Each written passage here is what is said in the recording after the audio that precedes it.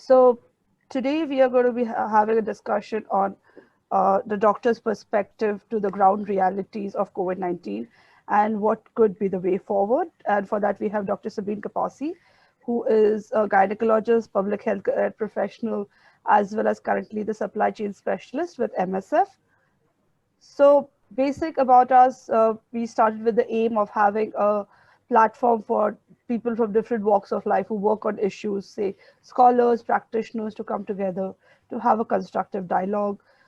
We want to keep it informal. That's why we call it fireside chats and not things like webinars and seminars and many fancy terms that I've lost track of.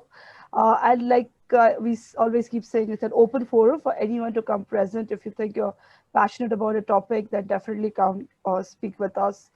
Get in touch. Our IDs, I think, are known to everyone, but I'll display at the end. So our guiding principles just be an open forum to have a constructive dialogue, knowledge sharing. I think technology makes it very easy for us to do that, to have people connect from different walks of life, different zones, time zones, everything. So let's make use of it.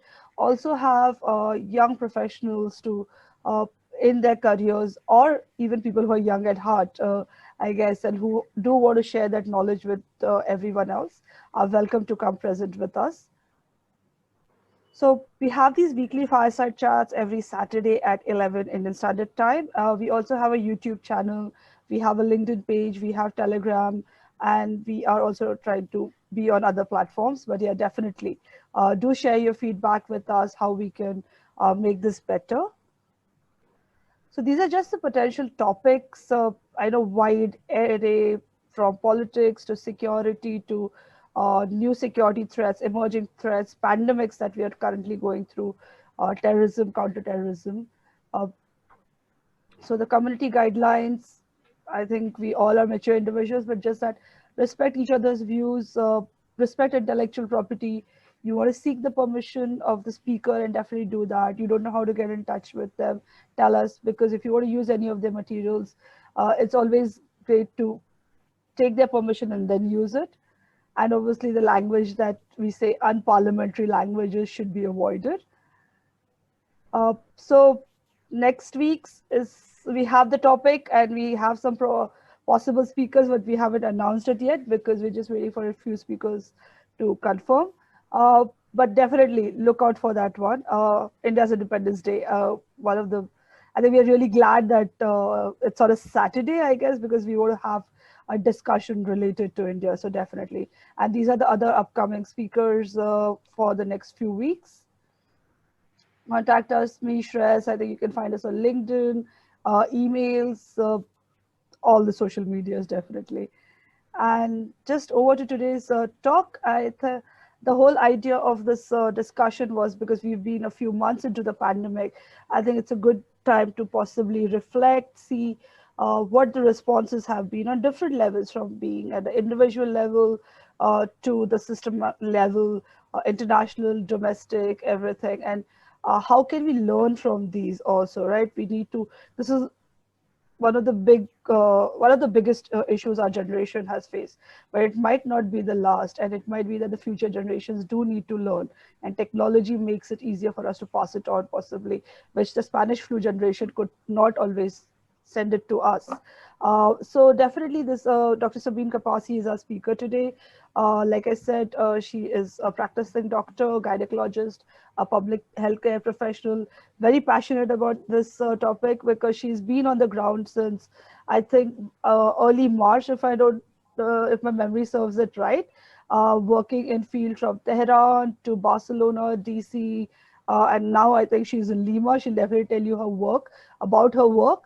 And she's worked across, uh, sorry, different healthcare projects in public and private sector. She has advised governments of states as well as national.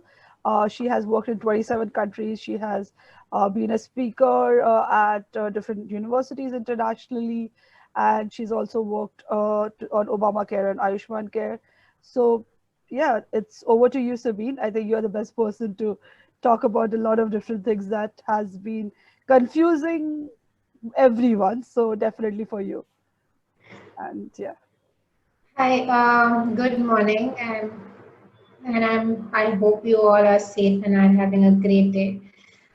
Um, okay, so what Pallavi has said was very illustrious of me. I am just a doctor trying to do my best on the field. And there are a lot of things that we learn on the field that I would really like to share with all of you so that you can do the best that you can in whichever place that you are. Right? So I have been out on the field since February 1st. That was the day when I was deputed. And since then, I have been in total of eight international deputations, and I have been in India for around 12 days in the between. So, what I have seen on the ground, there are a couple of things that I desperately feel that all of you should know. So let's start with some basic things that we have been getting wrong, right? And then we can go on to what we can actually do to correct them. So one thing that we have, and everyone from the WHO, my governing organization, MSF, UN, and a lot of other countries have been focusing on is testing, tracking, and tagging, right? Um we are at R naught 3 right now, which is basically the replication rate of this virus, which is in a way very fast. According to our estimates, it should be closer to R naught 5, but let's stick to the official number, which is R naught 3. Um, at that level, and at the number of people that we have right now infected, which is closer to 150 million, um, this virus is going to affect everyone, not just economically but health wise. Like sooner or later all of us are going to get infected. Now the thing is, we do not have to be scared about that. That is the thing which we are getting wrong. We are all extremely scared about getting infected, but we have to understand that this virus is actually very less lethal, right? I'm not going to say the word safe because that's not how we describe a virus, but then it's really not that lethal. The death rate that we are looking at is very close to around 2%. So yeah, if untreated and if not managed well, around 2% of the people are succumbing to the virus. But then that is if they are untreated and if not managed well. And that is what I'm here to tell you, that we actually can manage it well. We actually can reduce the death rate down even further, and we can make sure that the virus, even though infective, is not lethal, right? That is something that we are getting wrong. Second thing is, as I started saying, that testing, tagging, and tracking is what we are looking at right now. We should stop doing that. We should stop trying to track the infection, because according to all our projections, everyone is going to get it anyway. And while tracking, we are actually putting healthcare workers who are in the process of tagging and tracking under a lot of danger. Now, when we are doing that, we are actually compromising one of our most important resource, which is healthcare intelligence, right? And it takes years, not just a couple of years, but closer to 15 years to maintain and to attain that level of expertise. And we really don't want to compromise that. So that is not saying that we should not look for patients. We should not basically treat patients who show minimal symptoms. But that is to say that we need to start treating patients who come to us and start reducing their pain and hence saving them from mortality, then actually tracking and tagging people who are not infectious and who, more than infection, who are not symptomatic. So as of now, we feel that almost all patients, symptomatic or asymptomatic, is infected. But the rate of transmission in cases which have very low layers or very low levels of viral infection, which are asymptomatic most commonly, is very less, right? So even if a person who is asymptomatic is moving around, the rate of transmission for that person comes down from R naught 3, which is usually considered at the average cumulative infectivity of the virus, to closer to R naught 1, right? At that level, the person is still spreading the virus, but it's not as fast, because it's very common, right? The viral load in that patient is very less. So the patient carries less number of viral infections, right? The less number of viral particles. Now, एक बोल काय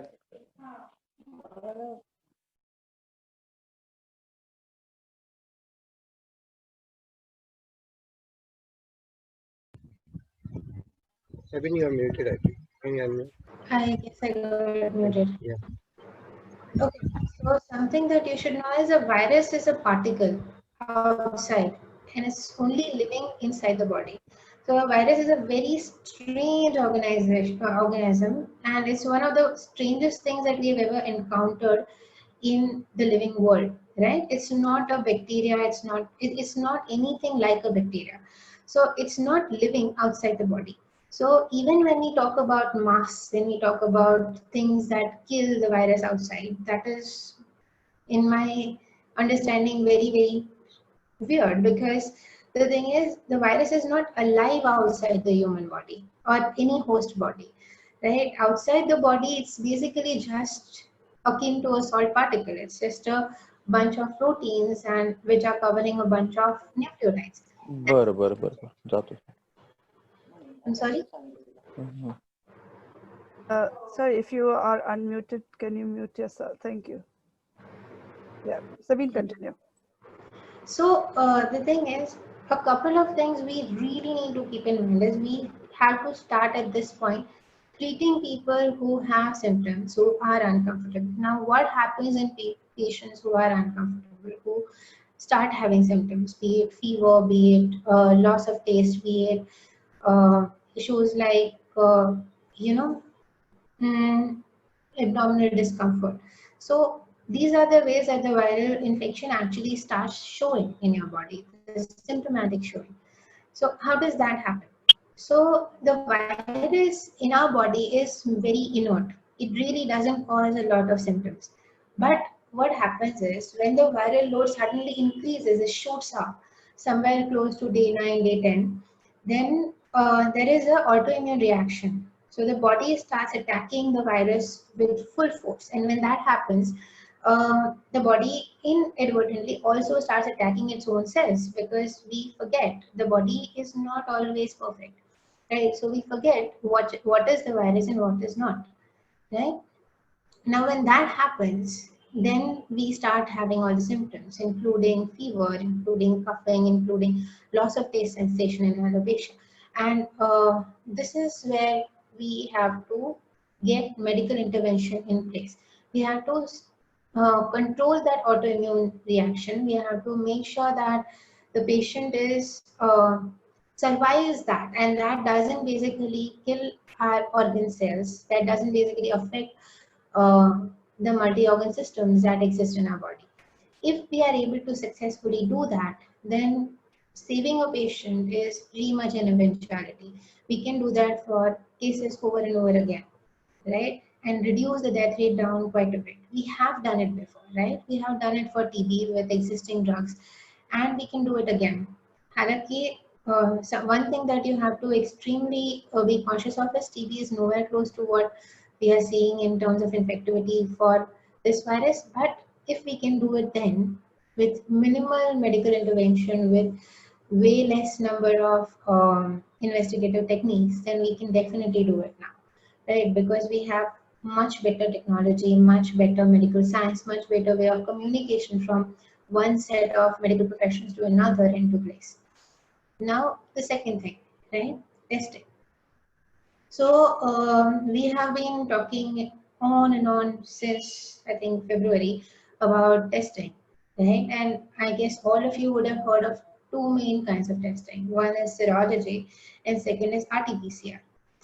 Now, what is RT-PCR? I mean, okay, I'll break it down in the most basic terminology for all of you guys. What is RT-PCR? RT-PCR is reverse transcriptase, real-time polymerase chain reaction, right? Now, what is that? Right? It is a long terminology, and I mean, it makes not a lot of sense. So basically, it takes when you take a swab sample, there is some cells and some DNA and probably some viral RNA if there is a virus inside that. what it does is basically replicates it over and over again very fast and makes it into a huge pool and then compares the existing viral genome that we have, the first one that we got from China on 31st December, right? And similar others that were discovered later. We have around 21 now, right? Different strains of the virus that we know about. So we take that and we take the original pool of DNA, that DNA and RNA mix that we have, and we compare it, right? We compare if this one is present in the other one, right? So now the problem here is that according to all the recent statistics, we have seen closer to around 40 different viral strains of COVID-19, of coronavirus as SARS-CoV-2 in the human population. And that is normal, that happens because we only know around 2% of what the viral RNA does, right, which is the infective part of it. The rest 98% we are completely unaware of. That is also true for our human genome actually, right? So there are some replications happening with so many people getting infected so many times and mutating. So obviously there are some replications happening, and yeah, that is why now we have close to 44 strains, right? Unfortunately, out of those 44 strains that we estimate, we only have knowledge, complete genomic structure of close to 20 strains, right? Now, because of that, the accuracy of the best test that we have, RT-PCR, has decreased from being closer to 70% accurate to now being closer to 47% accurate. And this is not my numbers. These are the numbers that have been said over and over again by the WHO, by the ICMR. And because of that, let's say a lot of people who might be positive might not really, who might be tested as positive, sorry, who might be tested negative might not really be negative. So there are a lot of chances of it being false negative, right? Now that might sound extremely scary, right? And it is extremely scary. But here you have to take into cognizance one big factor, which is this virus being a zoonotic virus, right? What is the meaning of a zoonotic virus? Zoonotic virus is a virus that was not basically intended to be in a human host at all. It was in the zoology part of it, basically in the animal world. And then somehow through maybe experimental rats or through eating of animals, exotic animals, or through just an animal biting a human being, right? It happens. So it just jumped from one species to another species, and now it's really trying hard to survive, right?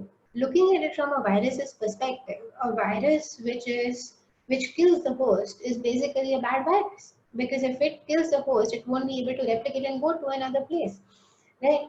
So the virus, in any virus that we have seen historically, basically move towards becoming less and less lethal across the ages. So if we are able to maintain the patient's health for a while, then the virus basically is becoming lesser and lesser lethal. So the more strains we see, the less lethality we see, right? It started from becoming around 4% mortality to now going down to closer to 2% mortality, right? Which is great. And these 2% is only from the collected data which we have, which is not basically the projection of data, but the number of tests we have done, which is a fraction of what we estimate the number of infected people to be, right? So ideally, the mortality would be much lower. So even if there are more strains, even if there are a lot of people getting infected, not a lot of people are dying of it. So that is a good thing, right? That is one of the first good things that we are going towards. Second good thing that we have is that the virus, because it is zoonotic, it's not surviving in a human host over, say, 45 days. So from the day of infection, since around 45 days, the virus goes off, it dies off on itself because it's not able to survive in a human host, right? It's not meant to be. So what happens is, if you're able to clinically maintain the patient for that long, up until the viral load completely goes down enough to be undetectable, then we are in the clear, right? We don't really need to even cure the virus. But The problem is that we need to know these things. We need to know that a clinical management is something that will work. We need to know that um, anything. Give me just 1 second.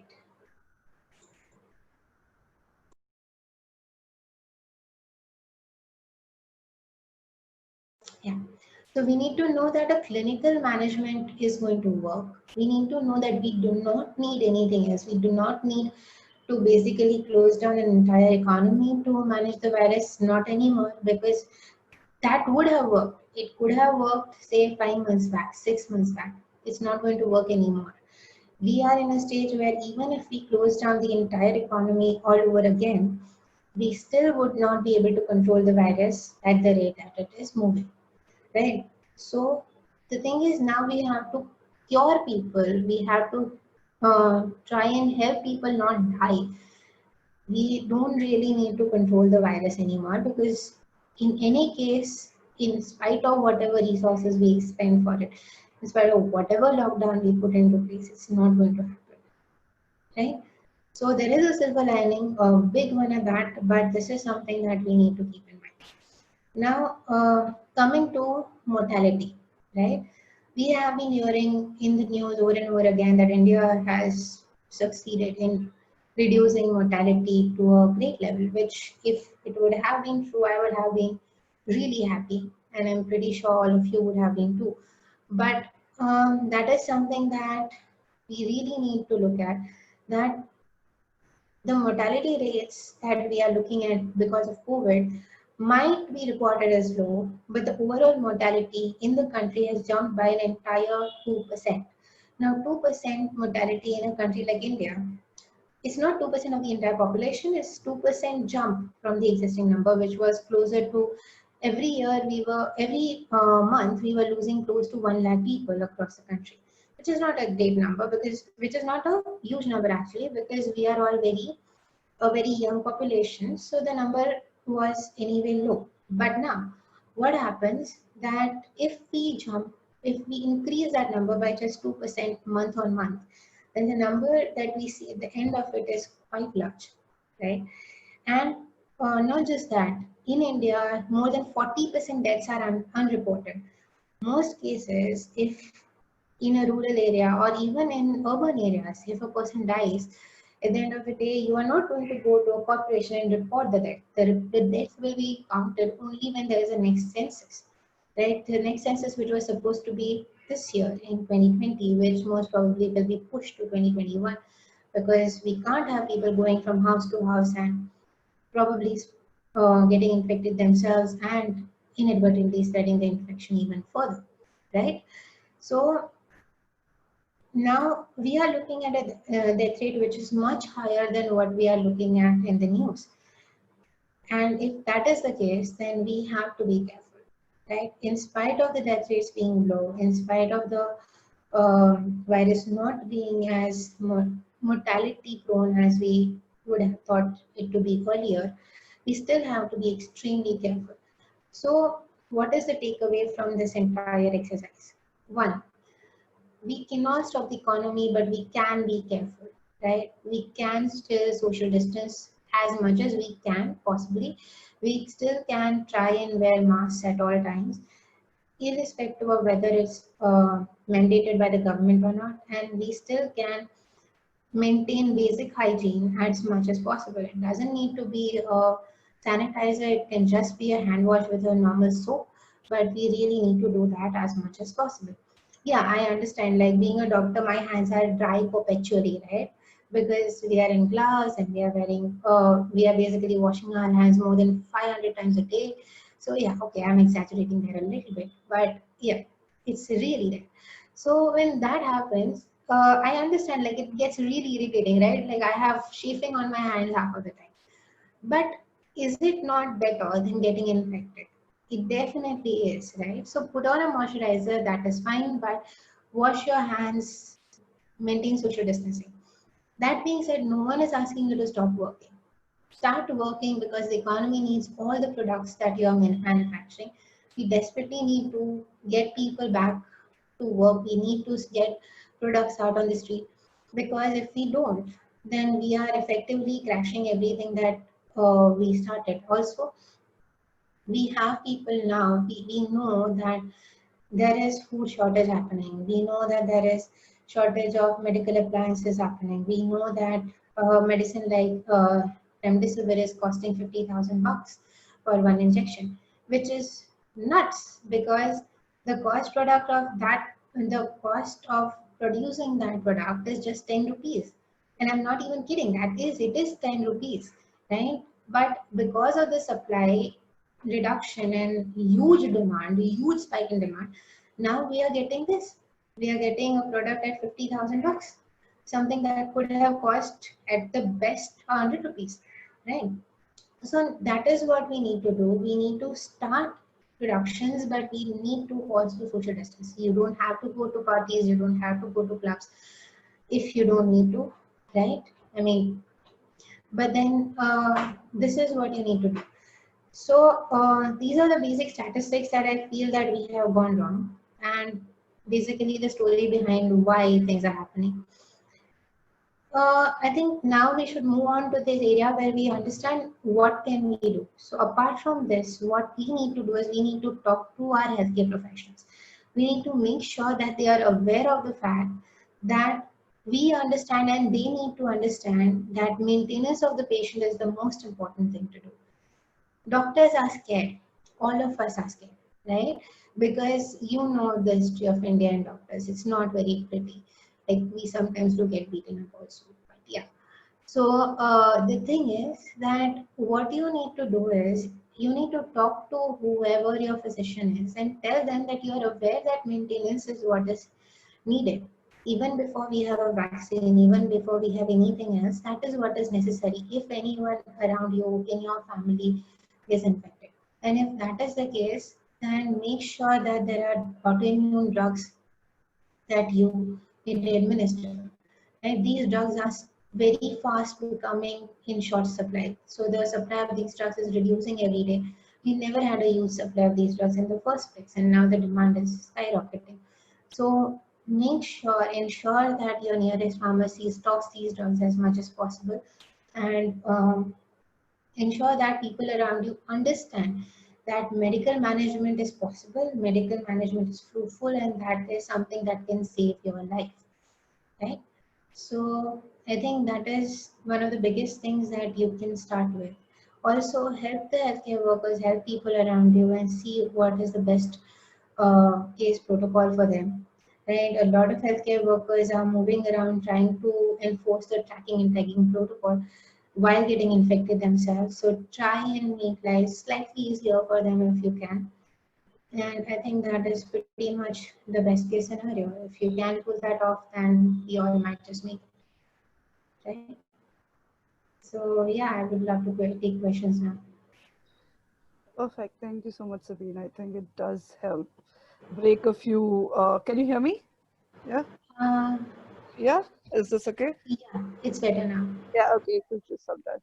So I think there are a few questions already, but I just want to ask you one thing is there's a lot of discussions about this virus affecting a certain age group, possibly the people with comorbidities, and how the virus really affected Italy in a bad way because of its elder population. So uh, and it also goes into, I think, Samir's question, where are there any identified strands of the virus which have been deemed more lethal as compared to others? Any country, region in which these are more prevalent? So my question was more related to comorbidities, and I think Samir just was related to the strands identified. Okay. So yeah, I'll take a couple of those questions. One, comorbidities. So no, the virus doesn't infect people with comorbidities more, but because we have a cytokine storm, the one that I described earlier, because when the viral load spikes, the body starts an autoimmune response. Because of that autoimmune response, the organs which are already slightly under stress start getting affected first and very fast. That is where comorbidity comes into question. So, no, it's not like if you have comorbidities, you will get infected more or infected sooner. But if yes, if you do have comorbidities and if you do get infected, there is a chance that you might suffer slightly bit more than other patients, and it might be difficult for a doctor to manage you because you might not be prone to some medication, right? So that is something that you really should keep in mind. And if you or anyone around you is suffering from comorbidity, then they need to be extra cautious, because if they do get the virus, then it's that much tougher to deal with it. Now, coming to your other question, which is there any virus strain more lethal than others? So no. First of all, we are not yet in a place where we have enough data to measure lethality of different strains, because we only know about half of the strains out there. Second, we do have two phenotypes. So, okay, let me explain what is phenotype and genotype.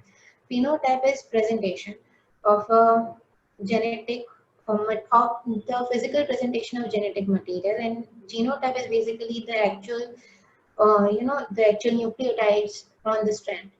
So basically, suppose if I have a dimpled chin, that is a genetic. That's not a genetic trait. That's basically a physical presentation, right? But the gene that basically creates that dimpled chin is a genetic trait. So we have closer to 40 genotypes, probably more, but we have only two phenotypes. The first one, which was seen in Tehran, which started with a GI presentation, with a gastric presentation. So the patient started coming in with diarrhea, vomiting, and stomach cramps, which then progressed to other organs and other systems. Somehow the people never showed respiratory symptoms at all, respiratory symptoms at all. And in other cases that we have seen more commonly is the person presenting with respiratory symptoms, and then the virus basically moving into other organ systems. So those are the two phenotypic presentations that we have seen up until now. A couple of things that I'm really sorry I missed, but you should really keep in mind is geographical endemicity. Okay, so because of the lockdown, so the global lockdown, the virus has evolved in different ways in different geographies. So say, for example, if in India you move from Gujarat to Delhi, or you move from Delhi to West Bengal, there is a chance that if you were infected once, you still might get infected again, because the strains are different from each other, right? They have evolved parallelly and have grown slightly separate from each other. Now, that is a problem, which is why infection more than once is going to be common. And it's not going to be as rare as we have thought. So once we have had the infection, immunity is going to be common, and that is not going to be the case here. So that's one thing you have to keep in mind. Also about the vaccine. So if any one of you has lived in the US, which I'm pretty sure some of you might have, you know how a flu vaccine is marketed in the US, right? It's costly, but also it's not really very effective. Now, the cost might not be a factor. That will depend on our international relations and the intellectual property of the whichever company cracks the virus first. But it's not going to be very effective because it's a rapid mutating virus, and this like by the time we get the one, the viral will have mutated 5 times over. So at this point, a vaccine might be very partially effective, close to say 7 to 10%. But what would be more effective is clinical management, and that is where you should really focus on, both you as well as your healthcare staff. So, Okay. yeah. There is another question. Has there been any region, country, or population which has been identified as more resilient in terms of recovery or resistance to the virus, or susceptibility has been uniform across the board? So age has been a very strong factor, right? The more aging the population, the worse the outcomes. That being said, the outcomes are worse in terms of end results of the virus, but not infectivity. So the infectivity of the virus is pretty much uniform across. But populations which have larger age modalities, those populations basically end up showing more mortality and more complications. well, which is not the case if the population is much younger. This also there is also another alternate understanding that you need to be aware of, which is that in spite of the population being young, a lot of countries like India, like the countries in Southeast Asia or Africa, they have not tested as far as any other developed country. So I hate saying the word developed and developing, but this is a fact that we have not tested in terms of percentile as much as the other countries have. So if we say that the number of infection is lower here, that is probably because we haven't tested enough, right? So the infections are pretty much uniform, outcomes are better in younger population. That is. Okay, I'll ask a question which is kind of related, maybe. In terms of the response rate of states, there's been a talk that countries like South Korea or the ones in Southeast Asia have possibly managed the virus better. We saw in Vietnam when there was 15 cases in one city, they nearly evacuated parts of the city. Or that is recent, but how South Korea did it, or how Singapore or other countries, there's been that, oh, that's a better model to follow. What's your comment on the response of these countries and maybe possibly what other countries can learn from it? Okay, so first, I think the country that has done it best is Taiwan, right? Taiwan has done a really good job in maintaining the virus, maintaining the spread of the virus and reducing mortality. I think the number of people who died in Taiwan because of COVID-19 was 9, right? And that is definitely spectacular. These countries have put a very strong um, they have put a very strong focus on their healthcare machinery and had very good outcomes. But that is something that you should keep in mind that would have worked when the viral infection started. It cannot work now, right? Now we are at an area where the spread is almost absolute. We have the infection in almost every country, and it's not just a minor load of infection.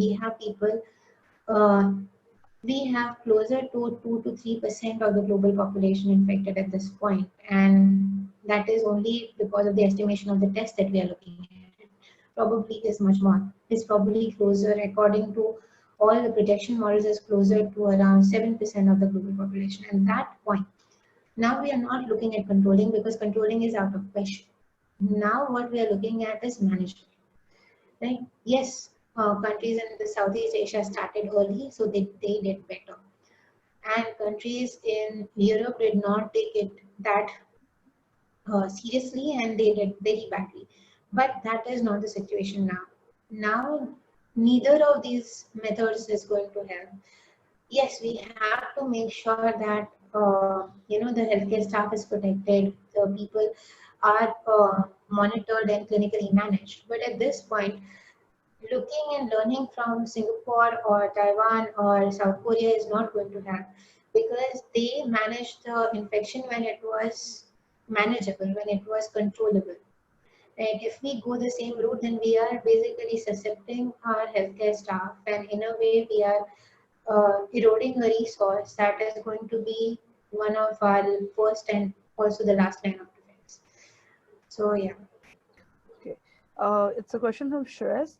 How do you suggest to educate people about the virus, which is mostly asymptomatic? Because this is a problem in the rural areas where people believe conspiracy theories more than scientific argument. That's a very good question, and I do not know all the right answers to that.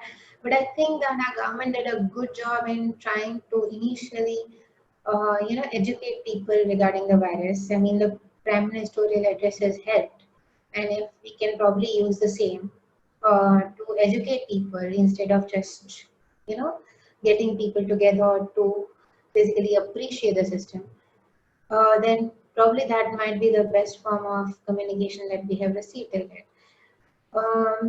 That being said, we really need to not just educate people, we also need to educate the healthcare system, right? We do not have any centralized form of information gathering. Most of the information that even doctors in even tier 2 cities receive is through WhatsApp messages, and not from ICMR or not from DRDO or not from MCI.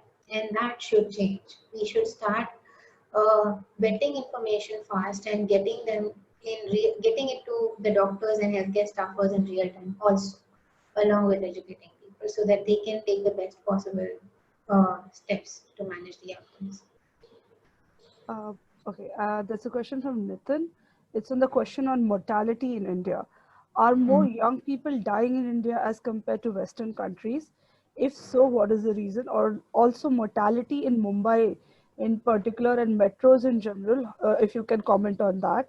And does data show correlation between higher comorbidity and higher mortality in metros due to lifestyle issues? See, okay, yes, the data does show um, the data does show relation between metros and mortality, but that is not as much because of lifestyle issues as it is because of population density. Right? Some of the most dense populous areas in the country are the metros, and because of that, the spread of virus is common. Also, closer to 40% of the population in the metros lives in slums, and their sanitation and healthcare support is very less. So, comorbidities do play a good role, but these factors are also highly responsible for the increased death rate in cities like Mumbai. And that being said, younger population is also dying, right? But still, the mortality rate is fairly tilted towards the aging population. And because we have a younger population overall, obviously more than 1/3 of our population is under the age of 15. So obviously younger population, more young people are going to die, and you're going to see that more because it's more shocking, right? But if you look at the numbers, yes, they are still quite heavily towards the aging population, tilted towards the aging population. Okay. Uh, I have a question related to sorry, comorbidities and this, and I think it ties back to Shreyas's question. In India, there's a lot of, unfortunately, a skepticism towards healthcare, especially and people relying a lot on other types of treatments other than medical treatments. How do you deal with this kind of misinformation or something like? Maybe a mental block that people have. And this is cutting across geographies, rural, urban, educated, uneducated. I've seen this over the last couple of months. So, how do you deal with that kind of a fear psychosis, I would say, when it comes to this disease and misinformation? It is extremely difficult. Honestly, when you look at practicing healthcare in India, since WhatsApp and smartphones, it has gotten more difficult every day because we see misinformation coming through from all avenues, and whatever we say, the public basically doesn't really listen. And of course, there is the alternative medicine theories, right? The Ayurveda theories, the homeopathy theories, the Unani medicine theories, and some of them might work. I mean, I truly think that Ayurveda and Unani can be supplemental form of treatments, but yeah, supplemented, not primary form of treatment, right? Because we do not have enough research in those avenues, right? Like Nibu Khane say, we are not going to avoid getting infected, and vitamin C is not going to increase our immunity overnight. It takes years for such antioxidants to increase immunity, and even then it doesn't really happen for all cases. So those are the things that we do not understand in most areas, and that is a big problem. We have a huge mental block in seeking medical help because we had a population which generally thinks that the home remedies are what might work and will work in most cases. Now that is a mental block that's very difficult to get past. But I think being a healthcare professional, if you project the knowledge of information, which is true for most cases, then that really helps. Because in India, we also hold doctors and healthcare workers in huge reverence in most rural cases, if not all urban.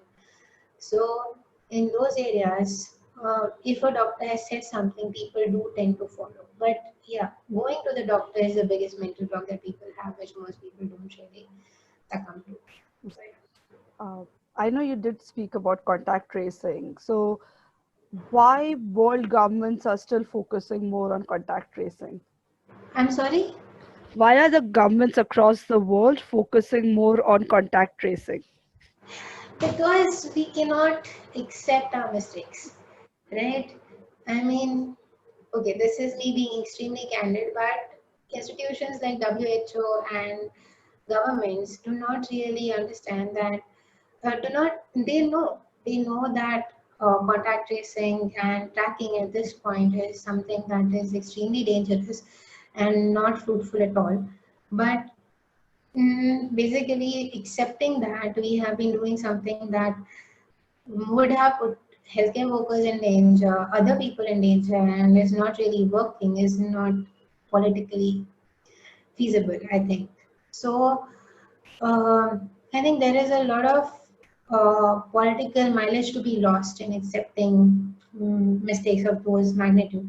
So it's more easier to just forget that we have been doing that and slowly fizz it off than basically accept that we are making a mistake and stop it altogether.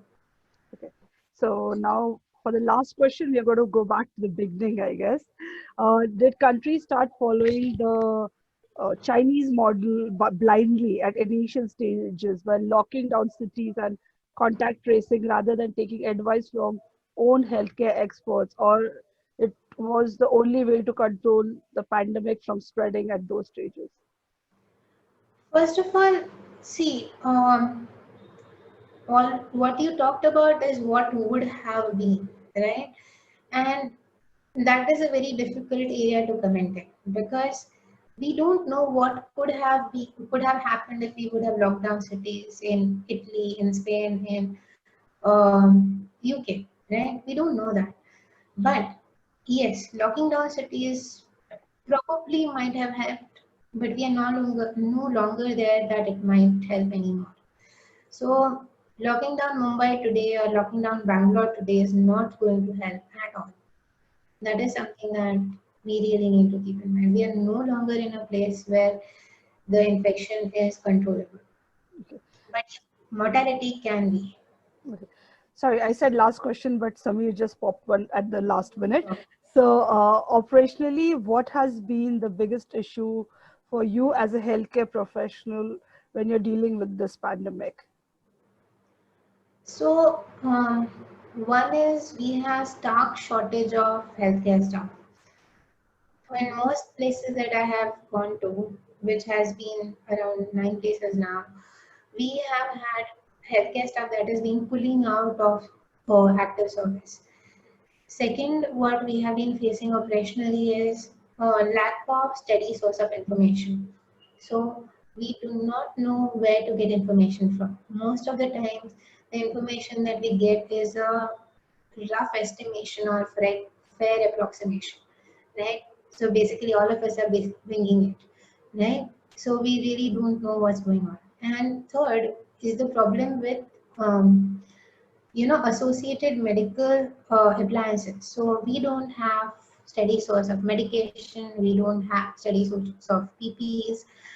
Um, Trust me, when I was still in Tehran, we were without any testing kit or testing appliance for over 15 days. And this is MSF, which is one of the first line responses of the UN that we are talking about.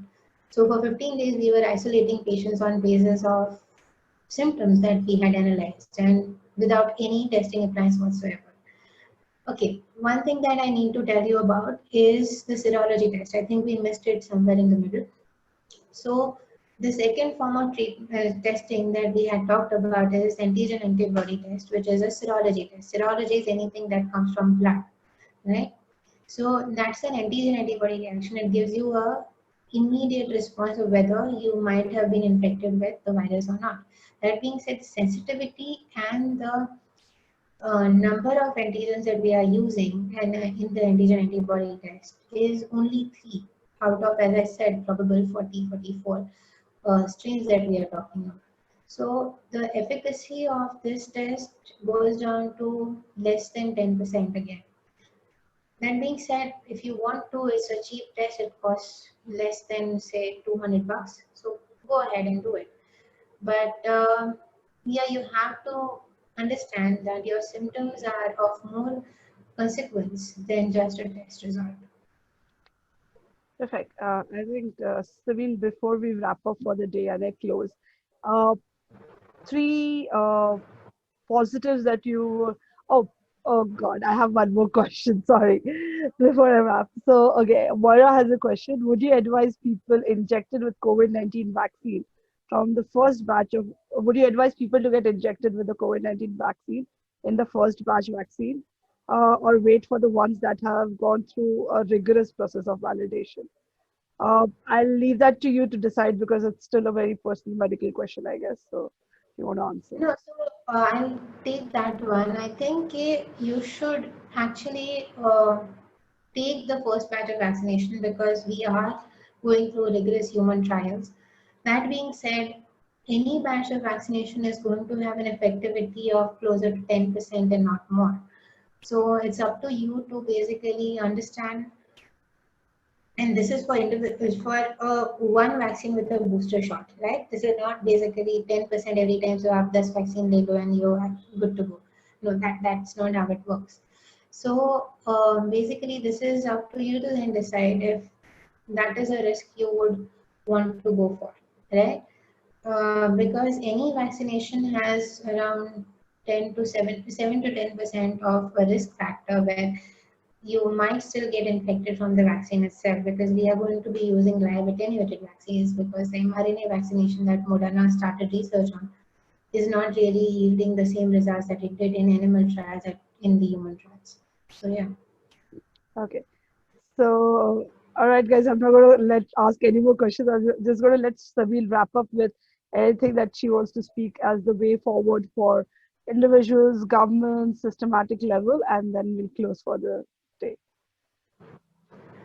So on an individual level, one thing that you have to make sure is that you understand what is going on with your body.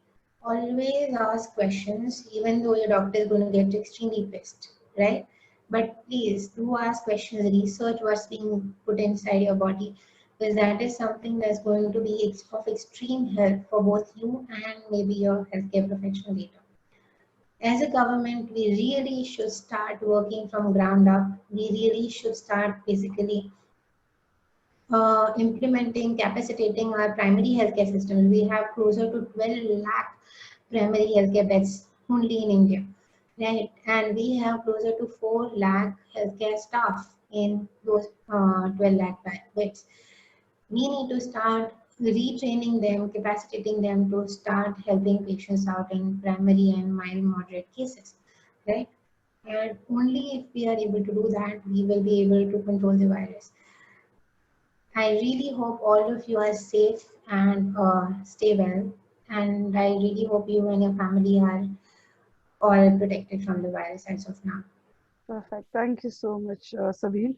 And thank you everyone who's joined today. And that's it for today, because I think one of the reasons why we did this session was for people to understand it from a very medical perspective, and because we hear from governments and other people, but it's always good to hear from a doctor. So thank you so much, Sabine, for spending time with us. And I look forward to seeing everyone on Independence Day next week. So see you all and have a great weekend. Take care and stay safe, as Sabine said. Bye. Thank you, Sabir.